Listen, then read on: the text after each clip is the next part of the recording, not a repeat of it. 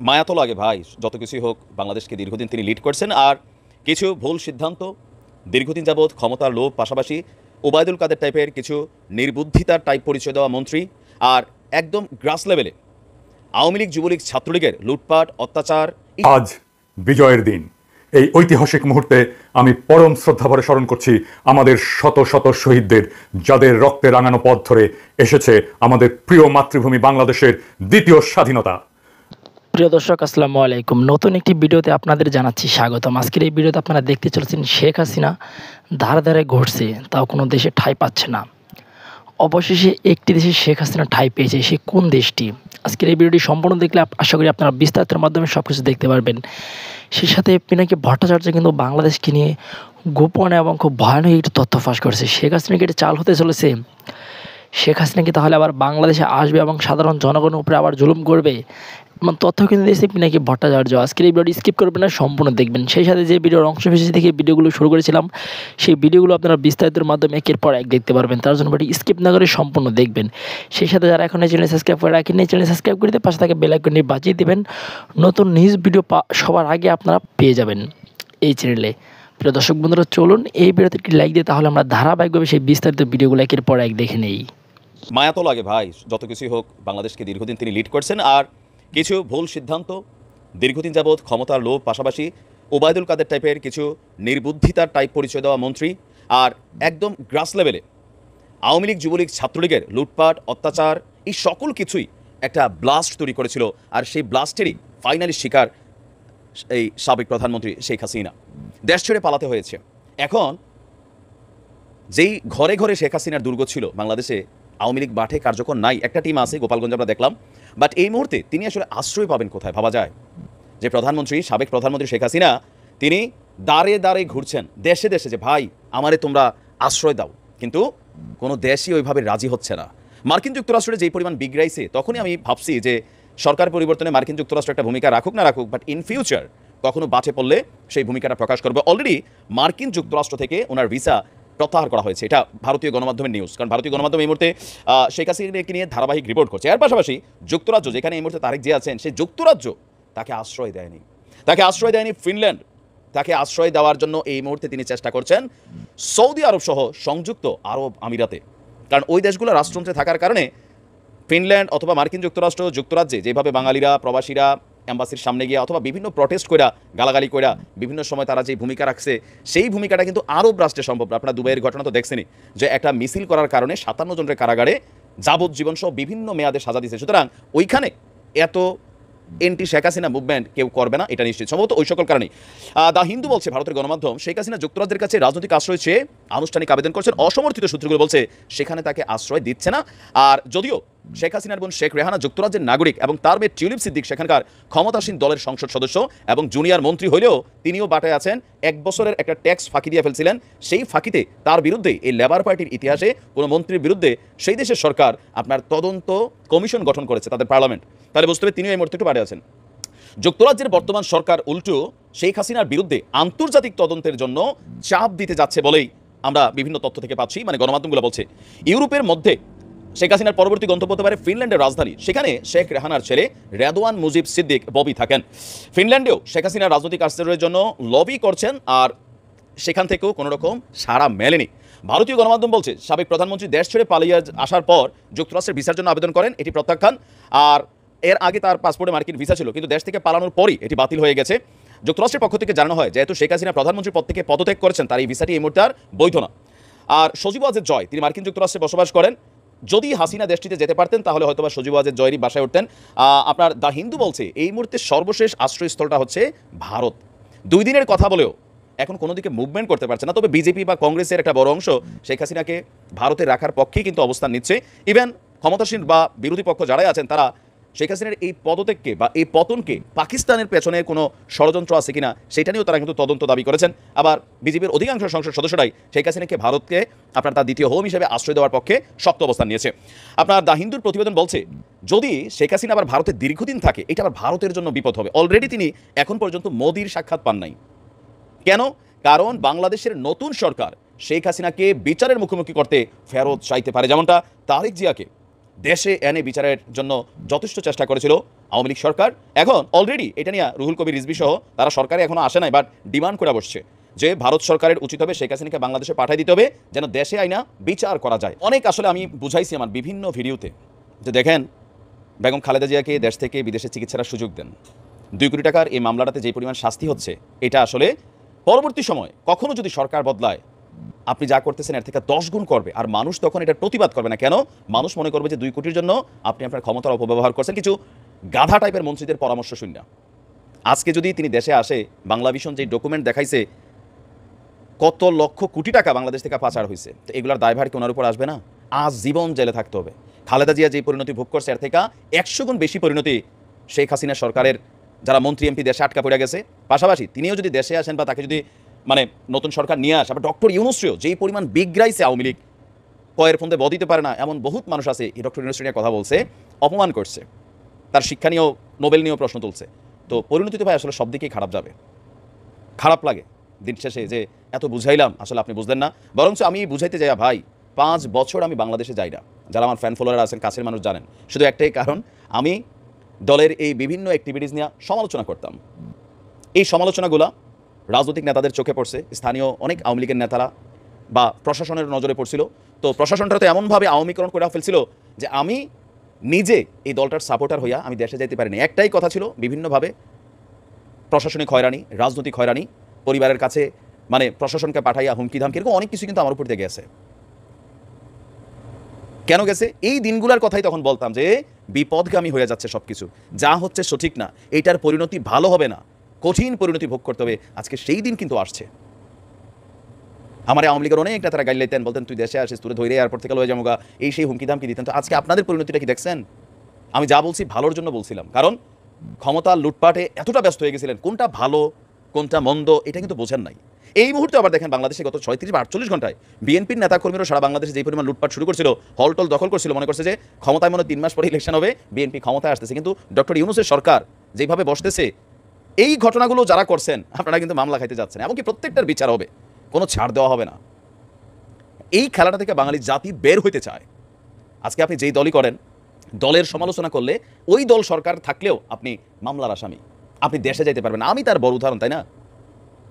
আজকে নিশ্চয়ই আওয়ামী লীগের অনেক কর্মীরা আমার কমেন্টে এসে বলেন, ভাই আসলে আপনি, হ্যাঁ এখন মনে হইতেছে ভাই এতদিন তো আমার কইতেন তুই বিএনপি জামাতের এজেন্ট, আর বিএনপি জামাতের আমার ডাকে তুই আওয়ামী লীগের দালাল। আর বিষয় হচ্ছে কি, উচিত কথা হক কথা আপনি যেই পক্ষরই বলেন সেই পক্ষরই গায়ে লাগবে। ক্ষমতায় থাকলে তো আরও বেশি লাগে। কমেন্টে দেখেন না, এখনই মনে আমার ক্রস ফায়ার করবেন কিছু কর্মী টর্মী আছেন, ক্ষমতায় না যেতে অবস্থা। যাই হোক, দেখা যাক ভারতে কত বছর। আজ বিজয়ের দিন, এই ঐতিহাসিক মুহূর্তে আমি পরম শ্রদ্ধাভরে স্মরণ করছি আমাদের শত শত শহীদদের, যাদের রক্তে রাঙানো পথ ধরে এসেছে আমাদের প্রিয় মাতৃভূমি বাংলাদেশের দ্বিতীয় স্বাধীনতা। আমি মোবারকবাদ জানাচ্ছি আমাদের অকুতভয় বীর ছাত্রছাত্রীদের, যাদের মহাকাব্যিক সাহসিকতার তুলনা সাম্প্রতিক ইতিহাসে নেই। আমি গভীর সমবেদনা জানাচ্ছি সকল পিতামাতাকে যারা তাদের প্রিয়তম সন্তানকে হারিয়েছেন। আমি স্মরণ করছি 5ই মের যে সমস্ত নিষ্পাপ নিরপরাধ মাদ্রাসার ছাত্র শিক্ষক যারা বিতাড়িত গণখুনি হাসিনা এবং তার হিংস্র বাহিনীর হাতে শহীদ হয়েছিলেন। আমি আরও স্মরণ করছি সেনাবাহিনীর সেই সব চৌকস বীরদের যারা খুনি হাসিনা এবং তার বিদেশি প্রভুর ষড়যন্ত্রে বিডিআর হত্যাকাণ্ডে শাহাদাত বরণ করেছিলেন। আমি স্মরণ করছি শহীদ আবরারকে, যেই আবরার ফ্যাসিস্ট বাহিনীর নির্মম নির্যাতনের শিকার হয়ে শাহাদাত বরণ করেছিলেন। আমরা তোমাদের কখনো ভুলব না। আমাদের এই বিজয় একান্তই বাংলাদেশের আপামর জনগণের বিজয়। এই বিজয় আমরাই কোটি কোটি সবল হাতে মহাকালের গর্ভ থেকে ছিনিয়ে এনেছি আপন শক্তিতে। বাইরের কারো দয়ায় এই স্বাধীনতা আসেনি, তাই আমাদেরকে আর কেউ কোনোদিন বলতে সাহস করবে না যে তারা আমাদের স্বাধীনতা এনে দিয়েছে। আজ আমরা এক ক্রান্তিকাল পার হচ্ছি। এই সময় আমাদের সঠিক সিদ্ধান্ত নিতে হবে আমাদের কাঙ্ক্ষিত রাষ্ট্র নির্মাণের, যেই রাষ্ট্র আমাদের জনগণের আশা আকাঙ্ক্ষা সম্পূর্ণভাবে প্রতিফলিত করবে, যেই রাষ্ট্র হবে মুসলমান, হিন্দু, বৌদ্ধ, খ্রিস্টান, পাহাড়ি, সমতলবাসী, দরিদ্র, ধনী, শ্রমিক, কৃষক, নারী, পুরুষ সকলের রাষ্ট্র। আমরা যদি সঠিক সিদ্ধান্ত না নিতে পারি তাহলে এই ঐতিহাসিক সুযোগ, এই ঐতিহাসিক মুহূর্ত যা শতাব্দীতে একবার আসে তা আমরা হারাবো। মনে রাখবেন, হাসিনা গেছে কিন্তু হাসিনার প্রশাসন পুরোটাই ইনট্যাক্ট আছে। হাসিনা পালিয়েছে, হাসিনার গুন্ডা বাহিনী পালায় নাই। ইন্ডিয়া তার স্বার্থের পক্ষে যে এস্টাবলিশমেন্ট তৈরি করেছিল তা অবিকৃত আছে। এই চুপ্পু হাসিনার পদলেহি, সে হাসিনাকে 2 বার সালাম করত পায়ে হাত দিয়ে। এই ওয়াকার হাসিনার আত্মীয়। ওয়াকার সাহেব বলে আমার উপরে বিশ্বাস রাখেন। বিশ্বাস কিভাবে রাখবো ওয়াকার সাহেব? খুনি জিয়াউল আহসান কিভাবে সেনাবাহিনীর উর্দি পড়ে এখনো, নিশাত কিভাবে বসে থাকে, ব্রিগেডিয়ার ইমরান কিভাবে থাকে সেনাবাহিনীর উর্দি পড়ে, মেজর নোমান কিভাবে থাকে, যাদের হাতে আমার ভাইয়ের রক্ত লেগে আছে। হাসিনার পুলিশ লীগের সবগুলো পলাইছে, ওরা অস্ত্র নিয়েই পালাইছে। ছাত্রলীগ যুবলীগের অস্ত্র কোথায়? সেগুলো আছে, এবং সেইগুলোই এই নৈরাজ্য সৃষ্টিতে কাজে লাগছে। আমাদের সর্বপ্রথম কাজ হচ্ছে বিপুল দ্রুততার সাথে আইন শৃঙ্খলা পরিস্থিতি স্বাভাবিক করা।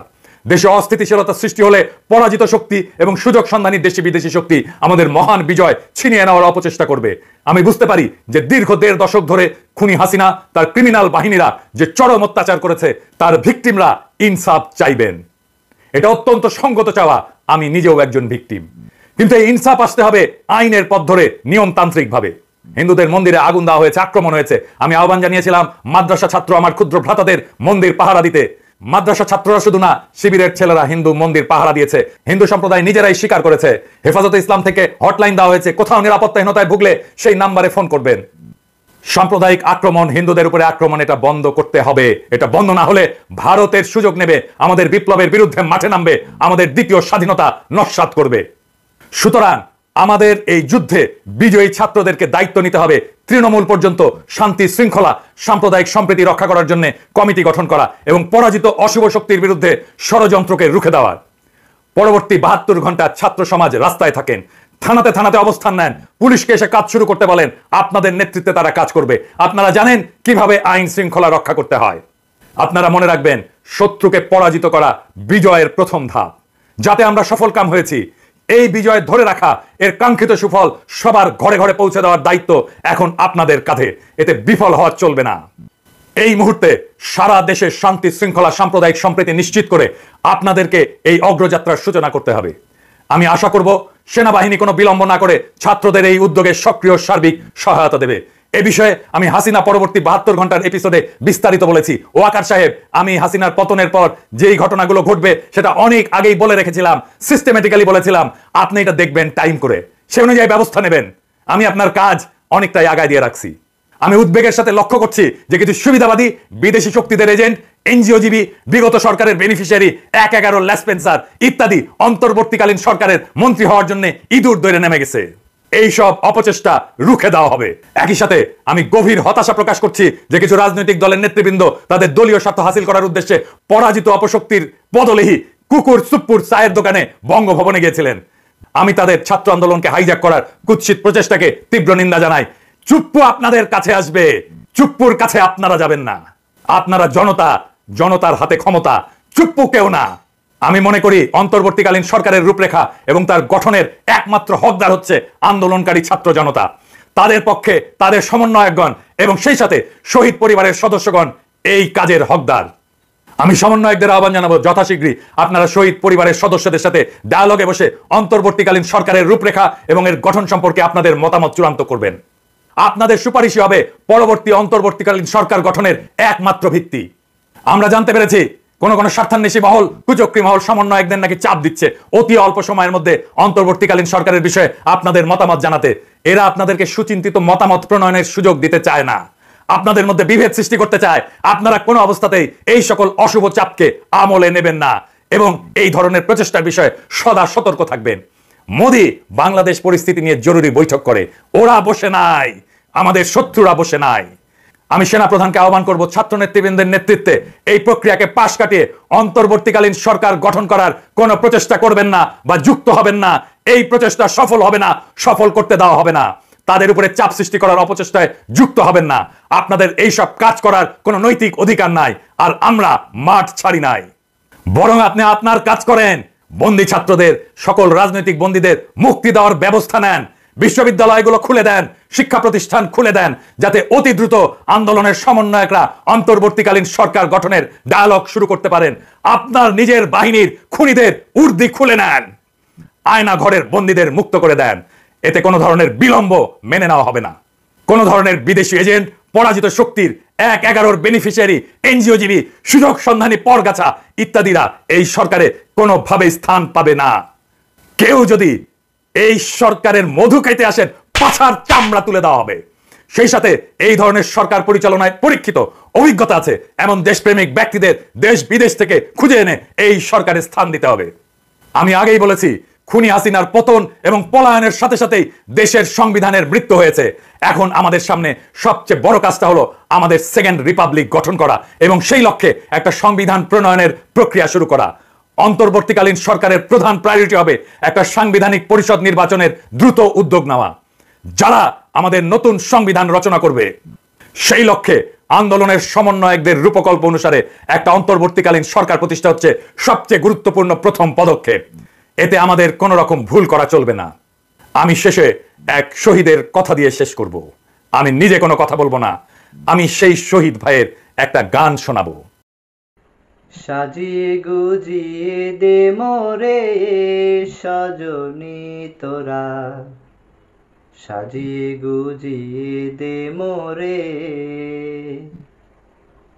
সাজিয়ে গুজিয়ে দে মোরে সজনী তোরা, সাজিয়ে গুজিয়ে দে মোরে। বরই পাতার গরম জলে শোয়াইয়া মশারির তলে, বরই পাতার গরম জলে, বরই পাতার গরম জলে শোয়াইয়া মশারির তলে,